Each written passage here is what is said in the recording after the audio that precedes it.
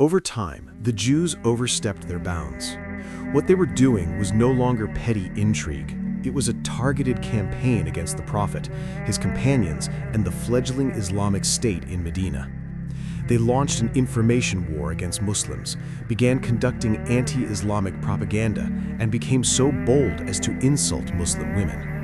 They spared no expense in trying to turn the Arab tribes against the Islamic State and incite the Quraysh and other tribes to war against the Muslims.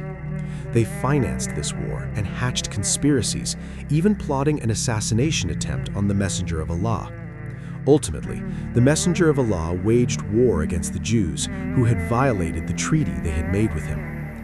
The Banu Qaynuqa were the first to pay for breaking the treaty. At first, they concluded a treaty with the Muslims, but after their victory at Badr, they began openly insulting and provoking the Muslims, demonstrating their readiness to fight them and claiming to be stronger than the Quraysh.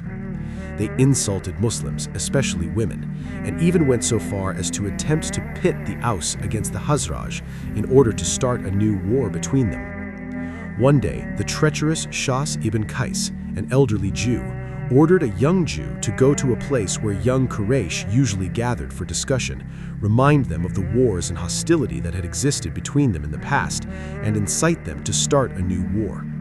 The young Jew carried out his orders, and indeed, a clash almost occurred. Several Aws and Khazraj had a falling out, began cursing at each other, and even called on each other to take up arms. But the Messenger of Allah learned of this just in time. He went to them and said, "O Muslims, be ashamed of Allah. Do you still listen to the words of the times of ignorance, despite the fact that I am among you, after Allah has shown you the path to Islam, honored you with it, separated you with it from ignorance, saved you from unbelief, and brought harmony to your hearts?"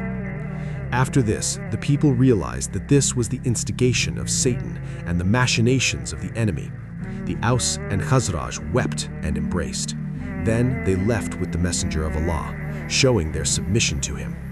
Every time the Jews acted in this manner, the Messenger of Allah, may peace and blessings of Allah be upon him, gathered them, admonished them, and urged them to honor the terms of the treaty they had made with the Muslims.